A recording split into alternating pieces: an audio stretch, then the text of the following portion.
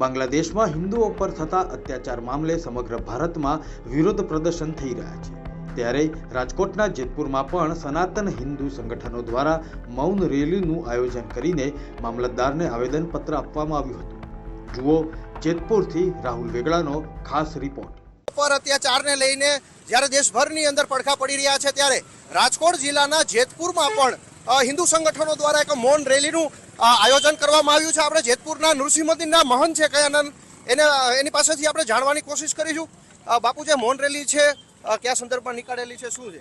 बांग्लादेश में हो रहे हिंदुओं पर अत्याचार, वहाँ पर 1991 में 28% हिंदू हुआ करते थे। आज घटते घटते हर वर्ष अत्याचार होते हैं और वहाँ 7% रह गए हैं। इस संदर्भ में निकाली है। अब ये अत्याचार बंद होने का नाम ही नहीं ले रहे हैं। आज हिंदू पूरा विश्व का आक्रोश में है और बड़ा दुखी है कि ये हिंदुओं पर ही अत्याचार क्यों। तो इसलिए हमारा तो ये कहना ये है कि अब भारत को जागृत होना पड़ेगा और बंगाल के घुसपैठियों को, पाकिस्तान के घुसपैठियों को यहाँ से खदेड़ो और भगाओ, तो ये शांति और अत्याचार होना बंद भी हो जाएगा।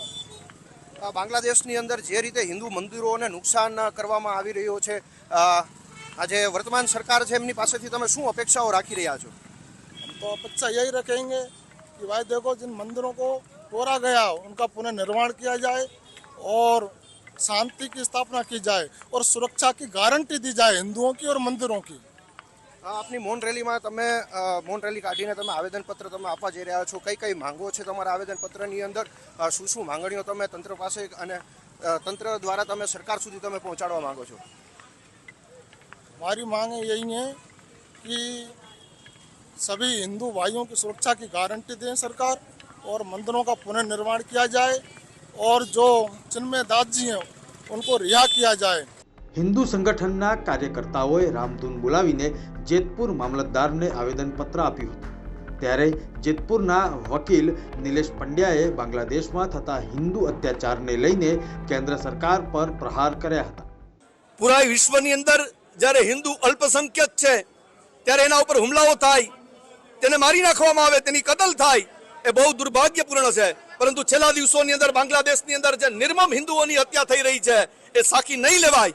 આ વાત હિન્દુ સંગઠનો આજે પૂરા દેશની અંદર માનવ અધિકાર દિવસના દિવસે દેશની સરકારને બતાવવા માંગે છે, દેશની સરકારના કાન પકડે છે કે તમે હિન્દુવાદી સરકાર છો, તો તમે શા માટે બાંગ્લાદેશના પ્રધાનમંત્રીને ચેતવણી નથી આપતા કે આવનારા દિવસોની અંદર જો હિન્દુઓની એક પણ હિન્દુની કતલ થશે તો ભારત નહીં સાખી લે, હિન્દુસ્તાન નહીં સાખી લે। આ વાત આજે સનાતન હિન્દુ ધર્મીઓ દેશની સરકારને કહેવા જઈ રહી છે। હું દુર્ભાગ્યપૂર્ણ આ દિવસને માનું છું કે આજે હિન્દુઓની સરકાર હોવા છતાં પણ બાંગ્લાદેશની અંદર આ રીતે હિન્દુઓની કતલ થાય છે। આ ન થવી જોઈએ। જ્યારે ભારતની અંદર રહીને જ જે હિન્દુ સમાજનો જે પીડિત ને શોષિત વર્ગ છે, બરાબર, તેના પર પણ અત્યાચારો થતા આવે છે, તેને લઈને હિન્દુ સંગઠનો કેમ કોઈ રેલીઓ કાઢતા નથી? આપણે ભૂતકાળની અંદર આપણે ઉત્તર પ્રદેશની અંદર આપણે હાથરસની આપણે ઘટનાઓ જોઈ, ભૂતકાળની અંદર આપણે જોયું કે એક આદિવાસી ઉપર મૂત્ર વિસર્જિત કરવામાં આવે છે, ત્યારે કેમ આવા કોઈ દેખાડા થતા નથી? અને જ્યારે ભારત બહારની અંદર જ્યારે હિન્દુઓના પ્રશ્નોની વાત આવે ત્યારે એટલી મોટી સંખ્યામાં આવેદનપત્રો દેવામાં આવે છે, આવું શા માટે થાય છે? શું ભારતના જે શોષિત પીડિત વર્ગ છે શું એ હિન્દુઓ નથી? બહુ સાચી વાત કીધી આપે। હું એ વાત સાથે સંપૂર્ણ સહમત છું કે જ્યારે દેશની અંદર દલિતો ઉપર અત્યાચાર થાય, આદિવાસીઓ ઉપર અત્યાચાર થાય, બક્ષી પંચ ઉપર અત્યાચાર થાય, ત્યારે બ્રાહ્મણ, વાણિયા, જૈન, લુહાણા સમાજ, રઘુવંશી સમાજ જેને કહેવાય, એ શા માટે એની સાથે નથી આવતા? હું કહું છું માત્ર ને માત્ર સૂત્રોચ્ચાર માટે છે કે બટેંગે નહીં તો કટેંગે, બટેંગે તો કટેંગે, એ સૂત્ર પૂરતું મર્યાદિત ન રહેવું જોઈએ। સમગ્ર હિન્દુ સમાજ એક હોવો જોઈએ। દલિતને પણ ગળે લગાડવાની તાકાત હોવી જોઈએ, એના ઘરે ભોજન કરવાની તાકાત હોવી જોઈએ ને એ જ સાચું હિન્દુત્વ છે। બાકી માત્ર ને માત્ર નારા લગાવવાથી હિન્દુત્વ ન થઈ શકે। દલિતો ઉપર અત્યાચાર થાય ત્યારે બ્રાહ્મણોએ આગળ આવવું જોઈએ, આદિવાસી ઉપર અત્યાચાર થાય તો જૈનોએ, વણિકોએ, રઘુવંશીઓએ આગળ આવવું જોઈએ, કારણ કે સમગ્ર હિન્દુસ્તાનની વાત છે।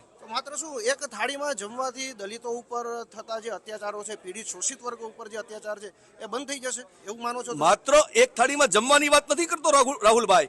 હું એમ કહું છું કે દલિત પરિવાર છે ને, દલિત નહીં આપણો ભાઈ છે એ સમજવાની ભાવના હોવી જોઈએ।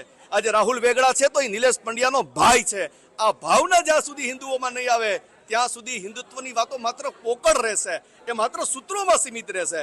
હું એમ માનું છું જમવાની વાત તો એટલા માટે કહું છું કે છૂવાછૂત જે બ્રાહ્મણોએ કર્યું હતું ને વર્ષો પહેલા, જે અધમ પાપ કર્યું હતું બ્રાહ્મણોએ, એ પાપમાંથી પુણ્યનો રસ્તો બતાવવા માટે હું કહું છું કે એની સાથે જમવું જોઈએ. એક બ્રાહ્મણ તરીકે તમે એક આવું તમે નિવેદન આપો છો, મતલબ તમે સમાનતામાં તમે માની રહ્યા છો, તો શું તમે માનો છો કે આગામી દિવસોની અંદર કે જે ભારત બહારના હિન્દુઓ માટે જે રેલીઓ થઈ રહી છે એ ભવિષ્યની અંદર હવે અહીંના જે હિન્દુઓ છે કે જેને ભલે કદાચ માનવામાં ન આવતો હોય તેમ છતાં તો એના માટે પણ નીકળશે ખરી? જો આજની જ રેલીની અંદર તમે જુઓ, બધા જ મધ્યમ વર્ગના વ્યક્તિઓ છે, કોઈ કારખાનેદાર નથી, કોઈ ઉદ્યોગપતિઓ નથી. હિન્દુત્વની વાત આવે ત્યારે માત્ર ને માત્ર નાનો પીડિત શોષિત વર્ગ હોય એ એકઠો થાય, એના માધ્યમથી હિન્દુત્વ બતાવવામાં આવે. આવા સમયે ડાઇંગ એન્ડ પ્રિન્ટિંગ એસોસિએશનના પ્રમુખે આવવું જોઈએ, ચેમ્બર ઓફ કોમર્સના પ્રમુખે આવવું જોઈએ, તમામ શ્રીમંતોએ પણ આમાં જોડાવવું જોઈએ. કારણ કે આ પ્રશ્ન સાર્વજનિક પ્રશ્ન છે અને એ માત્ર ધંધાઓ કરશે, રોજગારો કરશે, ઉદ્યોગપતિઓ એના ચેમ્બરમાં બેસી રહેશે અને સામાન્ય માણસ છે એ રેલીમાં જોડાશે. આ ભાવના ન હોવી જોઈએ. આ રેલીમાં મોટી સંખ્યામાં યુવા કાર્યકર્તાઓ જોડાયા હતા અને પોતાના મંતવ્યો રજૂ કર્યા હતા. બાંગ્લાદેશની અંદર હિન્દુઓ પર અત્યાચાર થઈ રહ્યા છે તેને લઈને સમગ્ર વિશ્વની અંદર પડઘા પડી રહ્યા છે અને ખાસ કરીને ભારતની અંદર ઠેર ઠેર વિરોધ કરી રહ્યા છે. તો જેતપુર ખાતે તમે શું કાર્યક્રમ આપ્યો છે? જેતપુરની અંદર જે આપણે ધર્મરક્ષા સમિતિ છે એના દ્વારા મૌન રેલી અને ધરણા પ્રદર્શન અને મૌન રેલીનું આયોજન કર્યું હતું. જે મૌન રેલીની અંદર જે તીનબત્તી ચોક છે ત્યાંથી લઈ અને આપણે મામલતદારની કચેરી સુધી રેલી કાઢી અને જે આપણા ડેપ્યુટી મામલતદાર છે તો એમને આવેદનપત્ર આપવામાં આવ્યું કે જે બાંગ્લાદેશની અંદર હિન્દુઓ ઉપર થતા અત્યાચારો એ ઝડપથી બંધ થાય એના માટે ત્વરિત ભારત સરકાર અને બધા કાર્યો કરે એના માટે આવેદનપત્ર આપવામાં આવ્યું.